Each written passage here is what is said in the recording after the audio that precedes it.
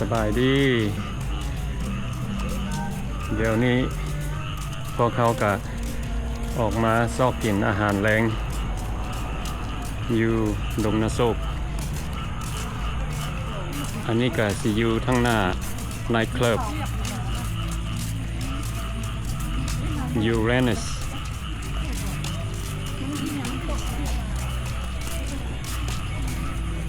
นี่ก็สิเป็นห้านอาหาร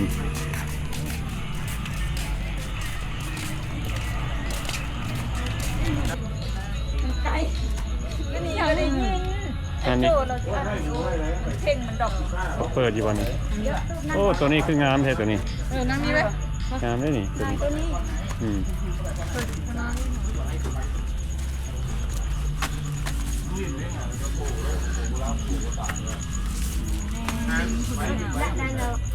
นี่มีแต่ห้านเดียวนี่แหละเนาะห้านเดียวนี่บ่ โดย โอ้ อันนี้น่าจะเป็นพับ เขาเคยมากินเทื่อนึงอยู่นี่ มันลังมือที่ในคอกนี่เบียร์มีโปรเดอร์พกแถมสอง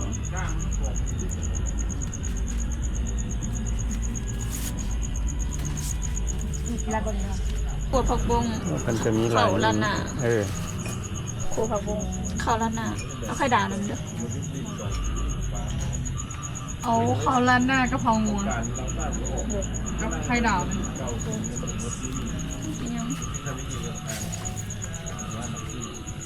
ข้าวราดหน้ามันแม่นอี่อย่างข้าวราดหน้า ข้าวคือข้าวกะเพรานี่แหละตั้งแต่เฮา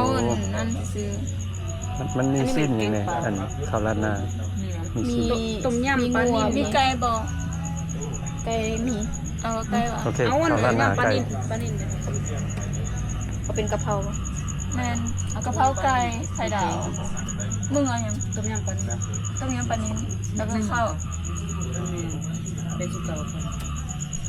มีบุ้ง เขา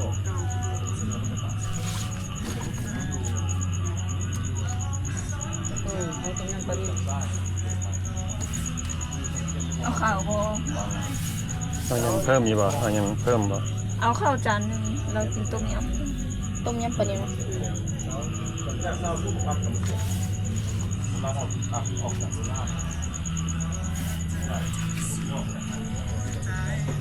โอ้ห้านเป็นเห็ดงามลายมีไฟ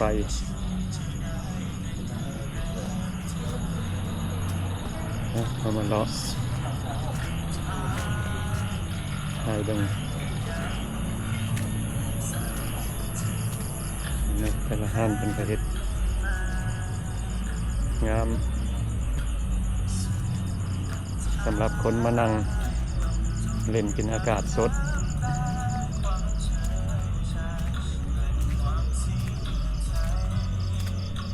บนนั่งถ่ายรูป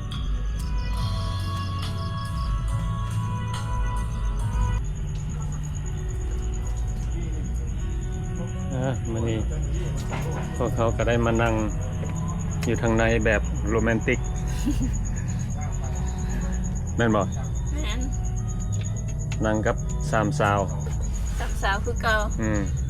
สาวผู้เก่าสาวบุญ สาวน้อย กับนางฟ้ายาพิษ ซื้อเนาะ ฮะ ขอเจสู้ได้ ผู้ใดตั้งชื่อให้นางฟ้ายาพิษ เจ้าวันเลย ฮะ กินจุ๊บผักลำนาเลยเนาะ อยากกินจุ๊บผักเบียงจุ๊บผักเบียงแกงหน้ำไม้ไอเอ็มกันเด้อ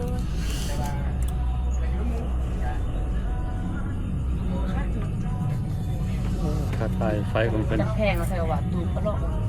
อืม มารินเดอร์กับว่าวสองคนไตเถียนแถว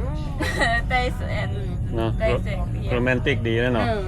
ฮัก อืม ตุ๊กให้ตุ๊กมัน อืม ยูหันว่าอยากไปเห็นกับพวกอะไรเอา เนื้อ ไปนอนมือเฟื่องไว้แม่ตุ๊กให้ตุ๊กมัน โอ้เต็ม ขัวผักบุ้งกินปีกไก่ ป้ามึงเต็ม กินกะเพราก ะเพรางัว กะเพรางัวถ่ายอีกจังหน่อย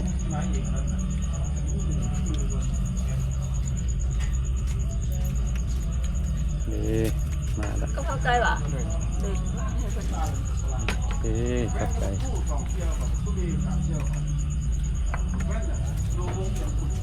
าไก่ มึงก็ สร้างแล้ว สร้างแล้วเขา โอ้แม่นอย่างนี้ ไม่ไม่ ต้มยำปลาปะ มึงจะไปสร้างซ่อน เดี๋ยวนี้ก็กาย12 โมงกลางคืนแล้วเนาะจังใดก็วันเกิดน้องบุญแฮปปี้เบิร์ธเดย์เด้อ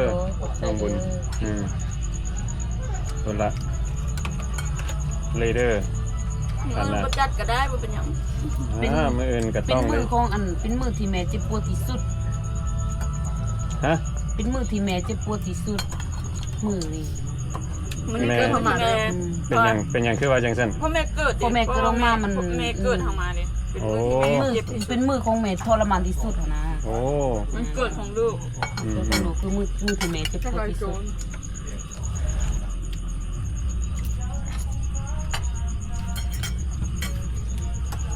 รมึงดูอันนี้ต้มยำบ่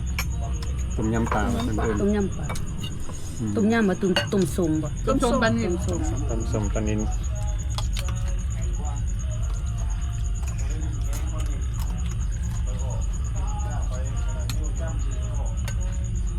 เคี่ยวคือบ่ทันได้เขา จังหวะนี่เนื้อเข้ามาแต่จานเดียวบางสั่งเขาอีก คือละอันคือละอันเนาะ กูชื่อขอโทษ เริ่มมาสิทางอีวันของมึงบ่มีบ่เพราะว่า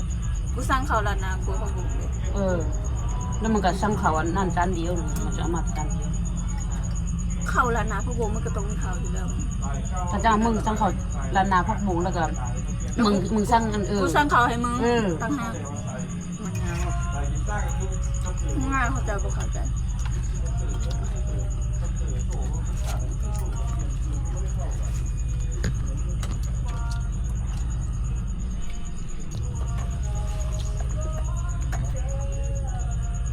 เสียบหนึ่งดูกะเพราไก่มีไข่ดาวโอ้ได้เสร็จบวงก่อน ใช่ป่ะ เป็นหอย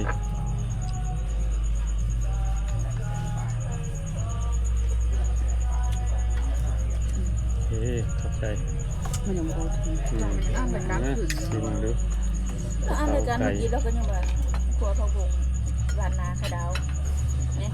มันก็คือแล้วกูก็จะว่าโอเค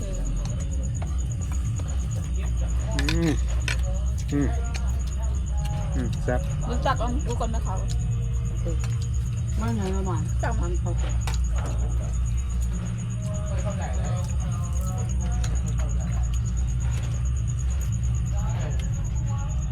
คุณยาเราบุไรกับเขาธรรมดา จักอันนั้น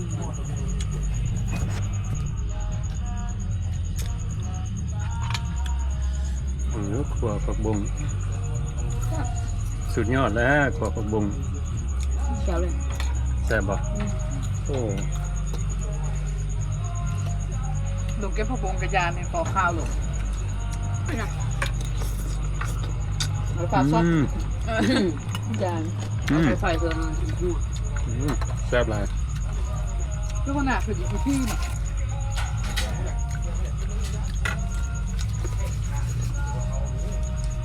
มื้อหน้าเขาลงทงนาเก็บผักบุ้งมาคั่วบ่เพื่อกิน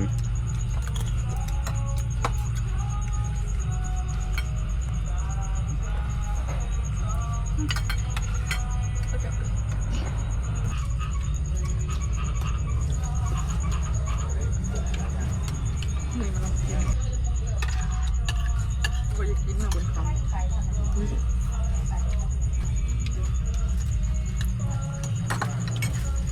ให้ดาวคันบ่ทันเฮ็ดบ่เอาก็ได้ อันนี้น้ำเดียว เฮ็ดแล้วบ่ ไม่ละ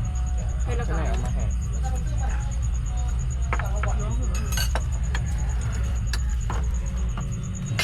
กินตีนไก่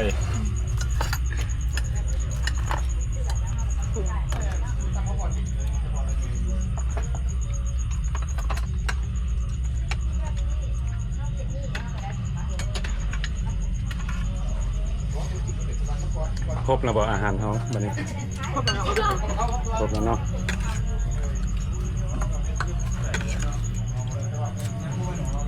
เดี๋ยวถ้าอาจารย์ไปเล่นก็ได้ เสียบ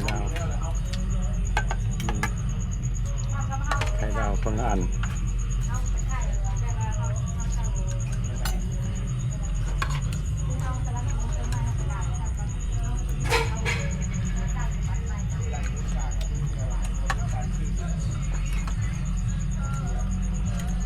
ที่เขาเลยนะ แบบ แซ่บหลาย มันแซ่บ โอเค เอามาจุด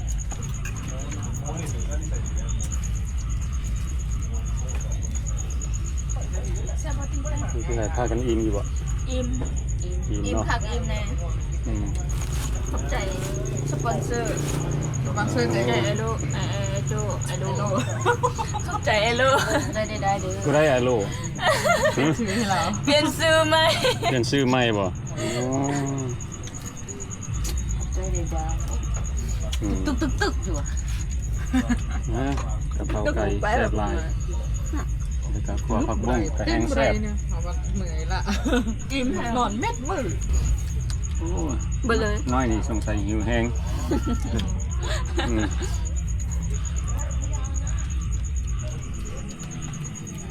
ต้มยำปลาแซ่บ กินไก่ กินไก่ปีกไก่อาหารมื้อนี้ก็บ่แม่นธรรมดาเนาะอืมกินคักกินแน่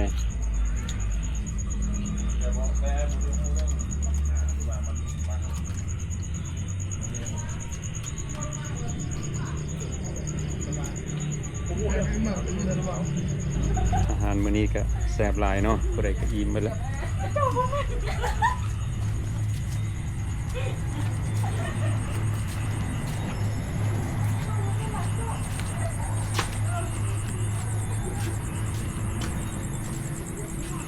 Moon Restaurant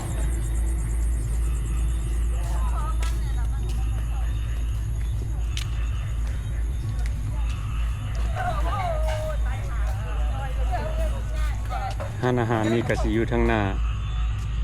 ไนท์คลับ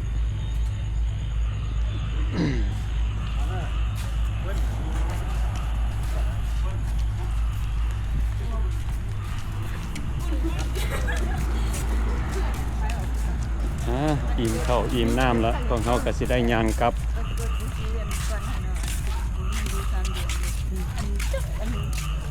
ตาบอล ได้ห่อเมื่อกินบ้านน้ำเนาะ แม่ อืม กินแบบประหยัด กินแบบประหยัดแมน เหลือกับเมื่อกินอยู่บ้าน จักลักก่อเฮาย่างมานี่จักลักเนาะ2 ลักบ่ 2 หลักปลายนี่คือ 2 ลักปลาย บอกกันนะกินได้เอา อืม เป็นคน บ่อันเจ้าของหน้าหักเป็นคนต่างประเทศบ่ แบบยัด ย่าง หมด มา เลยมากินเผา ทานทงไฮทงนา เอาเสื้อเราบุกินปลา ได้ยินเสียงกบเสียงเขียด ตัวเขียนปลาย น้ำลงเชิญช็อตสีฟ้าเอาเขาไปได้เที่ยวเขาก็เห็นเนี่ยคือปลาที่หนึ่งก็เห็นอันนี้บกเยียนนี่หรอกผลเลยเด้เห็นไป10 กิโล จริงๆก็ขอบใจทุกคนที่เข้ามาเบิ่งวิดีโอของเรา นะ